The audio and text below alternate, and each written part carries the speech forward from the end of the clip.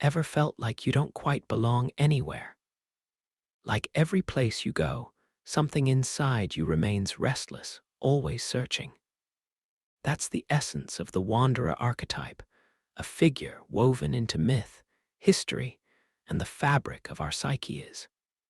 Today, we're embarking on a journey to explore why that restlessness exists, what it reveals about our deepest yearnings, and how embracing it can unlock freedom, purpose, and belonging in unexpected ways. Imagine a nomad under a vast starlit sky, carrying only what he needs, moving toward horizons he cannot yet see. There's vulnerability there, but also an immense kind of liberation. The wanderer doesn't reject home, he values the journey itself. This archetype has existed since the dawn of human consciousness. Odysseus longing for Ithaca, Siddhartha leaving the palace, Thoreau escaping to Walden, Kerouac hitchhiking across America. Each of them knew. To wander is to question, to explore inner landscapes, to find meaning beyond walls and expectations. We all carry this archetype in us, whether in spirit or soul.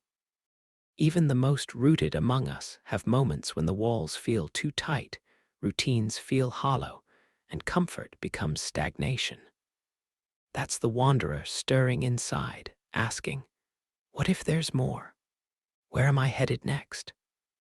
To understand this archetype is to understand our modern spiritual disquiet, the pull towards self-discovery, and the craving for authentic experiences over empty comforts. Let's ground this in myth. In ancient Ireland, travelers told tales of the wild geese warriors with no country, seeking a home that could never hold them. In each poem and legend, the land called to them, but deeper still, it was the call to transcend. In Native American traditions, tricksters and wanderers roam across boundaries, testing the rules, teaching rebirth through dislocation. The spiritual journey is often a physical one, because the body makes us question where the real home lies. Psychologists call this aspect of human nature the existential nomadism.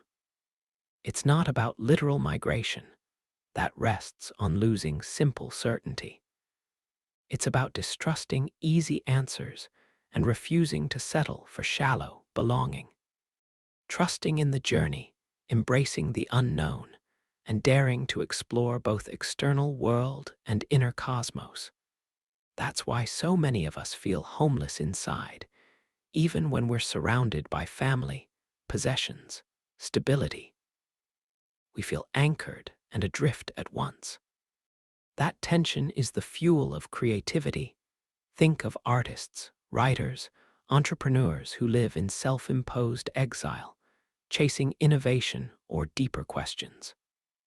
The wanderer doesn't fit standard molds, and that misfit energy can be both curse and catalyst. But there's a shadow side. Without awareness, the wanderer becomes perpetual exile, never resting, always dissatisfied, always chasing the next place, image, identity. He avoids commitment, detests routine, and fears settling down.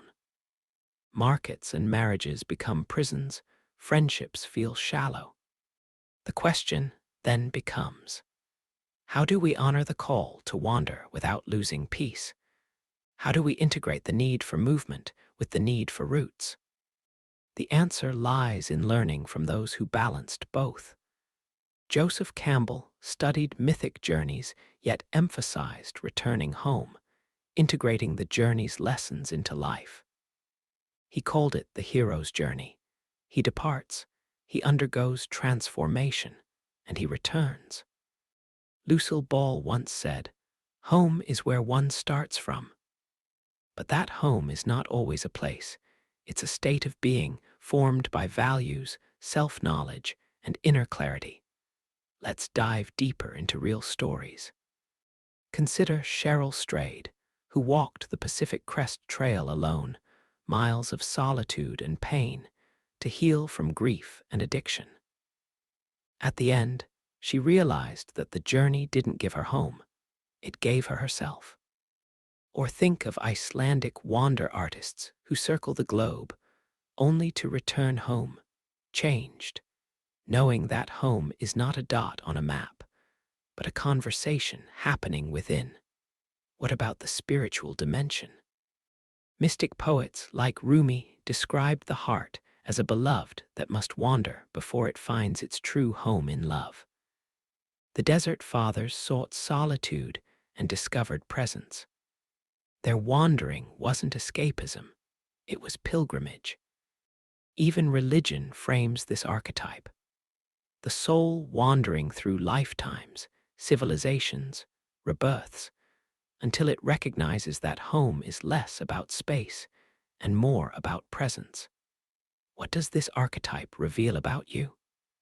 If you feel like you're always seeking, maybe you belong to the wandering clan deep within.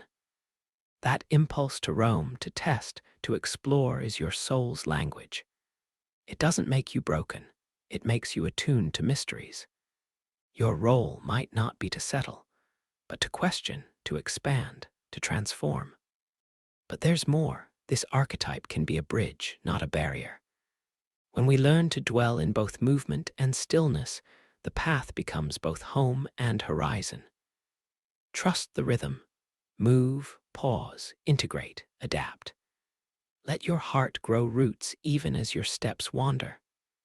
Let your ideas stretch and your soul settle in purpose. Now, I ask, are you ready to embrace your inner wanderer, not to flee, but to expand? Are you open to knowing that the journey is your home and your home is your journey? There's an ancient truth buried in every culture's stories of the wanderer. It's the idea that the further you go from home, the closer you get to the truth of yourself. The physical landscape reflects the inner landscape. When the roads grow strange, when faces are unfamiliar, the illusions you carried begin to unravel. The world becomes a mirror, and you're forced to see who you are without your titles, your routines, or your expectations. In Eastern philosophy, this is known as detachment. To detach not in apathy, but in clarity, understanding that identity formed by circumstance is temporary. The Tao Te Ching reminds us, those who wander are not lost. Those who find comfort in discomfort have found peace. The spiritual path is rarely one of staying still. Even in meditation, the mind roams. The soul wanders through memory and imagination, only to settle back into awareness. Carl Jung believed the archetype of the wanderer symbolized the search for the self. He noted that modern society pressures people to over-identify with roles: parent, professional, citizen, consumer. Yet deep inside, the unconscious knows this isn't the whole story. The wanderer emerges in our dreams, our discontent, our spontaneous decisions to quit jobs, move cities, leave relationships. It whispers, remember who you are beyond the script. That's why today, in a world hyperconnected and yet deeply alienating, the archetype resurfaces stronger than ever. Millions experience existential homelessness. We switch careers, chase dopamine hits online, consume experiences, yet feel emptier. The wanderer's gift is that it forces us to confront this modern malaise. It challenges the belief that external stability equals inner peace. It asks, if you had to leave it all behind, what part of you would survive? And it's not about physical wandering alone. Emotional, intellectual, and spiritual wandering matter just as much. You can be a wanderer of ideas, exploring ancient texts, radical philosophies, forbidden questions. You can be a wanderer of emotions, delving into grief, joy, fear, and awe without judgment. You can be a wanderer of spirit, questioning inherited beliefs and seeking personal gnosis. The danger comes when we confuse wandering with running away. True wandering is intentional. It seeks understanding, not escape. The fool runs from responsibility, the wanderer moves toward meaning.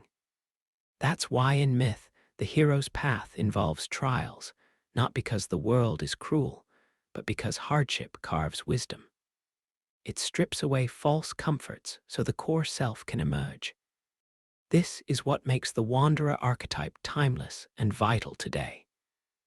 In a society obsessed with optimization, branding, and permanence, the Wanderer reminds us that life is impermanent, identity is fluid, and peace comes not from control, but surrender. The Cynics called it freedom. The Stoics called it virtue. The Buddhists call it liberation.